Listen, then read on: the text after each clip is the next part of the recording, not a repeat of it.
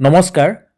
আজি আকৌ এবাৰ লৈ আহিছোঁ আপোনালোকৰ বাবে 100% শুদ্ধ কাঁহৰ হাতে তৈয়াৰ কৰা চৰচ স্পেচিয়েল কাঁহী। এই যে কাঁহীকেইখন দেখিছে ইয়াৰ নামটো হয়তো আপোনালোকে জানে, কাৰণ মই আপোনালোকক আগৰ ভিডিঅ'বিলাকত খুব ধুনীয়াকৈ নামটো কৈ দিছিলোঁ।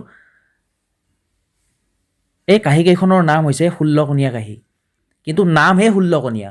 ইয়াত কোণা কিন্তু 16টা নাথাকিবও পাৰে, 15টাও থাকিব পাৰে, 17টাও থাকিব পাৰে, 18টাও থাকিব পাৰে। 16 বুলি কৈছোঁ কাৰণে আপোনালোকে ভাবি নল'ব যে 16টা কোণা আছে। কেতিয়াবা ভাগ্যক্ৰমে 16টা কোণা থাকি যায় বাৰু। আৰু এইটো হৈছে চৰচ স্পেচিয়েল বাতি, খুব ডিমাণ্ডেড হয় বৰ্তমান। কিন্তু ইয়াৰ মূল্য সাধাৰণ কাঁহী বাতিতকৈ অকণমান বেছি হ'ব, কাৰণ যিহেতু ইয়াৰ গঢ়নি বহুত বেছি হয়। আৰু এতিয়া কাঁহৰ মূল্যও বহুত বেছি বাঢ়ি গৈছে, মানে যিটো মেটেৰিয়েলছ হয় সেইটো বহুত বেছি মূল্য বাঢ়ি গৈছে, আৰু সেইটো কাৰণে দামবোৰ অলপ বাঢ়ি আছে এতিয়া। কিন্তু এই বস্তুবোৰ বহুত স্পেচিয়েল হয়। আপোনালোকে যেতিয়া ওচৰৰ পৰা পাব বা যাৰ যাৰ ঘৰত এনেকুৱা স্পেচিয়েল চৰচ কাঁহী বা বাতি আছে তেওঁলোকেতো গম পায়েই। আৰু প্ৰত্যেকটো বস্তুৱে, ইয়াৰ প্ৰত্যেকটো অংশই বহুত স্পেচিয়েলকৈ তৈয়াৰ কৰা হৈছে, খুব গুৰুত্ব দি তৈয়াৰ কৰা হৈছে। এইবোৰ আচলতে শিল্পীৰ হাতৰ পৰশ। আপোনালোকে এই যে গিলাচটো দেখিছে এইটো কিন্তু হেণ্ডমেড গিলাচ হয়, ভাল হয়, এইটো কোৱালিটি যথেষ্ট উন্নত হয়। গতিকে আপোনালোকে এনেকুৱা ধৰণৰ গিলাচো ল'ব পাৰে, মানে কাঁহী বাতিৰ লগত এই গিলাচটো মিলি যাব। এবাৰ মই ভালদৰে আপোনালোকক দেখুৱাই দিবলৈ চেষ্টা কৰিছোঁ। আগৰ ভিডিঅ'ত অৱশ্যে বহুতবাৰ দেখুৱাইছোঁ, তথাপিও আকৌ এবাৰ মই ভালদৰে দেখুৱাই দিছোঁ। এয়া নতুনকৈ তৈয়াৰ কৰা হৈছে। এই কাঁহীবোৰ কিন্তু আপোনালোকে সদায় নাপাব, কাৰণ অৰ্ডাৰ কৰিলেহে পোৱা যায়। আগৰ যিমানবোৰ আছিলে সেইবোৰ অৰ্ডাৰ আছিলে, আৰু সেইটো কাৰণে তৈয়াৰ কৰা হৈছিলে, কাৰণ এইবোৰ বহুত হেভি হয় আৰু মূল্যও যথেষ্ট বেছি। খুব কম চলে, এইটো অৰ্ডাৰ কৰিলেহে সেইকাৰণে তৈয়াৰ কৰা হয়। যদি আপোনালোকে এনেকুৱা ধৰণৰ কাঁহী বা স্পেচিয়েল বাতি অৰ্ডাৰ কৰে, পাই যাব। আমাৰ ষ্টকত সদায় স্পেচিয়েল বস্তু এভেইলেবল থাকে বাৰু। তথাপিও আপোনালোকে হোৱাটছএপত হাই বুলি মেছেজ এটা কৰি পেলাই এবাৰ খবৰ ল'ব, যদি ষ্টকত থাকে পাই যাব। আৰু নাথাকিলেও মই আপোনালোকক অৰ্ডাৰ অনুযায়ী বনাই দিব পাৰিম, গতিকে চিন্তাৰ কোনো কাৰণ নাই। আপোনালোকে যদি সময় পায় হোৱাটছএপত হাই বুলি মেছেজ এটা কৰি দিব। পৰাপক্ষত ফোন নকৰিব, কাৰণ ফোন চবেই কৰিয়ে থাকে, আৰু ফোন কৰি থাকিলে মানে অকণমান প্ৰব্লেম এটা হয়, যিহেতু আমাৰ দোকানো আছে, দোকানতো থাকিব লাগে, কাষ্টমাৰ থাকে, গতিকে ফোনটো কেতিয়াবা ৰিচিভ কৰিব নোৱাৰিব পাৰোঁ। আৰু তেতিয়া আপোনালোকে হয়তো ভাবিব যে ইমান ফোন কৰি আছোঁ, ফোনটো ধৰা নাই, এনেকৈ ভাবিব পাৰে। সেইকাৰণে ফোনটো নকৰিব পৰাপক্ষত। যদি কিবা বেছি ইম্পৰ্টেণ্ট থাকে তেতিয়া কৰিব বাৰু, কাৰণ ফোনটো মই ৰিচিভ কৰিব নোৱাৰিবও পাৰোঁ। কিন্তু মই মেছেজ এটা যদি আপোনালোকে কৰি থয় হোৱাটছএপত, মই কিন্তু 100% মেছেজ চামেই আৰু ৰিপ্লাই কৰিমেই, আৰু সকলো ইনফৰ্মেশ্যন মই হোৱাটছএপৰ জৰিয়তে আপোনালোকক ৰাতি 1টা বজাত হ'লেও মই আপোনালোকক দিমেই। এতিয়া ভিডিঅ'টো মই বেছি দীঘলীয়া নকৰোঁ। আপোনালোকে ক'ৰ পৰা চাই আছে অনুগ্ৰহ কৰি জনাব।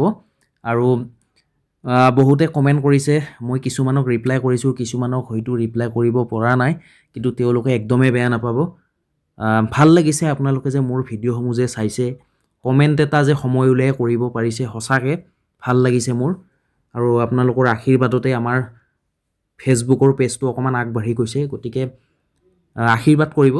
মই চেষ্টা কৰিম আপোনালোকক সদায় এনেকুৱা ধৰণৰ ভিডিঅ' দিবলৈ, আৰু মানে বিশেষকৈ কাঁহ পিতলৰ যিখিনি সামগ্ৰী, অৰিজিনেল সামগ্ৰী, সেইখিনি সদায় দেখুৱাবলৈ আপোনালোকক চেষ্টা কৰিম। আৰু আপোনালোকে যাতে অৰিজিনেল কাঁহৰ সামগ্ৰী চিনি পায়, এনেকুৱা কোনো কথা নাই যে আপোনালোকে কেৱল মোৰ দোকানতে কিনিব লাগিব, মোৰ পৰাই কিনিব লাগিব, তেনেকুৱা কোনো কথা নাই। আপোনালোকৰ স্থানীয় জেগাতো বহুত তেনেকুৱা ধৰণৰ কাঁহৰ দোকান আছে, আৰু তেওঁলোকৰ পৰাও আপোনালোকে কিনিব পাৰে। কিন্তু আপোনালোকে যাতে অৰিজিনেল সামগ্ৰী চিনি পাব পাৰে, সেইটোৱে মই তাৰ ভিডিঅ'ৰ জৰিয়তে দেখুৱাবলৈ চেষ্টা কৰোঁ। এইখিনিতে মই আপোনালোকক এটা কথা কওঁ, এই যে মই আপোনালোকৰ বাবে ভিডিঅ'বোৰ প্ৰস্তুত কৰিছোঁ, কাঁহৰ সঁচা বা আচল নকল চিনাকি কৰাই দিছোঁ, এইবোৰ কিন্তু আচলতে কিছুমানে বেয়াও পায়, কিছুমান ব্যৱসায়ীয়ে কিন্তু বেয়াও, কিন্তু চব নহয় দেই।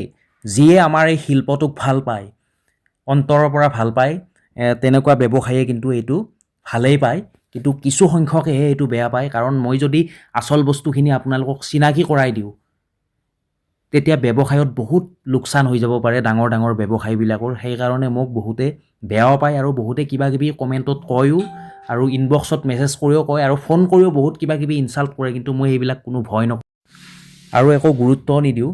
কাৰণ মোৰ ককাও কহাৰ আছিলে, ককাৰ ককাকো কহাৰ আছিলে আৰু দেউতাহঁতো কহাৰ, খুৰাহঁতো কহাৰ। গতিকে এই সম্পৰ্কে মই যথেষ্টখিনি মোৰ জ্ঞান আছে বুলি মই ভাবোঁ, কাৰণ যিহেতু সৰুৰ পৰাই এইবোৰ দেখি আহিছোঁ, ডাঙৰ হৈছোঁ ইয়াৰ শব্দ শুনি শুনি। গতিকে মই সেইকাৰণে কাকো ভয় নকৰোঁ, কাৰণ মোৰ উদ্দেশ্য এটাই, আমাৰ সৰ্থেবাৰীৰ কাঁহ শিল্পটো জীয়াই থাকিব লাগে। আৰু জীয়াই তেতিয়াহে থাকিব যেতিয়া মানুহে এই শিল্পটোৰ বিষয়ে জানিব বা আচল কাঁহৰ সম্পৰ্কে জানিব বা হাতে তৈয়াৰ কৰা সামগ্ৰীৰ বিষয়ে যেতিয়া সঠিককৈ মানুহে, আমাৰ অসমীয়া মানুহে জানিব, তেতিয়াহে আমাৰ শিল্পটো জীয়াই থাকিব। কিন্তু বাহিৰৰ মানুহে এতিয়া এইবোৰ চিনি পাবলৈ লৈছে, বিশেষকৈ আমাৰ অসমৰ বাহিৰৰ মানুহে, আৰু সেয়ে আমাৰ অসমৰ সামগ্ৰীবোৰ কিন্তু বাহিৰত বহুত বেছি গৈ থাকে, কিন্তু অসমৰ মানুহখিনিয়ে ইমান গম নাপায় এতিয়া। কাৰণ বিভিন্ন ধৰণৰ ব্যৱসায়ীয়ে মানে নকল সামগ্ৰী বিক্ৰী কৰি কৰি অসমীয়া ৰাইজক লুটি আছে। এইটো একদম চিধা কথা, ইয়াত কোনো মই ভয় নকৰোঁ। যিটো সঁচা সেইটো কমেই, কাৰণ ইয়াৰ উদ্দেশ্য এটাই, আমাৰ সৰ্থেবাৰীৰ কাঁহ শিল্পটো জীয়াই থাকিব লাগে আৰু শিল্পীখিনি জীয়াই থাকিব লাগে। যদি ডুপ্লিকেট সামগ্ৰীবোৰ বেছিকৈ মানুহে ক্ৰয় কৰে, যদি বেছিকৈ প্ৰচলন হয়, তেতিয়া আমাৰ সৰ্থেবাৰীৰ যিটো কাঁহ শিল্প অৰিজিনেল হাতে তৈয়াৰ কৰা, এইটো সম্পূৰ্ণৰূপে বিলুপ্ত হৈ যাব, ধ্বংস হৈ যাব। গতিকে এজন অসমীয়া সন্তান হিচাপে, এজন কহাৰৰ সন্তান হিচাপে, সৰ্থেবাৰীৰ ল'ৰা হিচাপে এই শিল্পটো, বা অসমীয়া ল'ৰা হিচাপে, অসমৰ ল'ৰা হিচাপে এই শিল্পটো আমি জীয়াই ৰাখিবই লাগিব। আমাৰ এইটো দায়িত্ব আৰু কৰ্তব্য। আপোনালোকেও এবাৰ ভাবি চাব, হয় 2 টকা বেছি হ'ব পাৰে দাম, কিন্তু শিল্পীসকলৰ যিমান কষ্ট হয় এইটো ভাবি চালে আপোনালোকৰো বেয়া লাগিব। গতিকে আপোনালোকে যিমান পাৰে অৰিজিনেল সামগ্ৰী কিনক, আৰু কোনোবাই যদি ডুপ্লিকেট সামগ্ৰী ইচ্ছা কৰি কিনিব বিচাৰে তেতিয়া কিনক, কোনো কথা নাই। কিন্তু মানে এইটো হ'ব নালাগে যে আপোনালোকে বজাৰত অৰিজিনেল বস্তু কিনিবলৈ গৈছে, কিন্তু আপোনালোকক ঠগি পেলাই ডুপ্লিকেট বস্তু দি দিছে। এইটো কেতিয়াও হ'ব নালাগে আৰু এইটো হোৱাটো কেতিয়াও নিবিচাৰোঁ। এতিয়া মই যে আপোনালোকক এই গিলাচটো যে দেখুৱাই আছোঁ, আপোনালোকে হয়তো কোনোবাই ক'ব পাৰে কমেণ্টত যে এই গিলাচটো ডুপ্লিকেট, কিন্তু নহয়, এইটো এটা পিতলৰ হাতে তৈয়াৰ কৰা এটা গিলাচ হয়। সৰ্থেবাৰীতে তৈয়াৰ হয় এই গিলাচটো, আৰু সেইকাৰণে মই গিলাচটো আপোনালোকক বাৰে বাৰে দেখুৱাই আছোঁ। গতিকে এই গিলাচটো আপোনালোকে ল'ব পাৰে, এইটো ভাল কোৱালিটি হয়। সাধাৰণতে পিতলৰ বস্তুবোৰ অকণমান ক'লা পৰা দেখা যায়, কিন্তু যদিহে আপোনালোকে পীতাম্বৰী পাউডাৰেৰে এইটো মাজে মাজে ধুই থাকিব পাৰে, তেতিয়া কিন্তু এইটো সদায় চাফা হৈ থাকিব আৰু কালাৰ প্ৰায় একেই থাকিব। গতিকে পাৰিলে আপোনালোকে পীতাম্বৰী পাউডাৰ এটা অৰ্ডাৰ কৰিব আৰু সেইটোৰে কাঁহৰ যিকোনো বাচন বৰ্তন ধুব পাৰিব। আপোনালোকে তামৰ বাচন বৰ্তনো আপোনালোকে ধুব পাৰিব, খুব ধুনীয়া চাফা হয়। গতিকে ভিডিঅ'টো আজিলৈ ইমানেই। যদি মোৰ ভিডিঅ'সমূহ চাই আপোনালোকে সঁচাকৈ ভাল পাইছে, এটা লাইক কৰিব আৰু ক'ৰ পৰা চাই আছে জনাবলৈ নাপাহৰিব। আৰু যদি কিবা মোৰ কথা কোৱাত ভুল হৈছে, আপোনালোকে নিজৰ বুলি ক্ষমা কৰি দিব। ধন্যবাদ।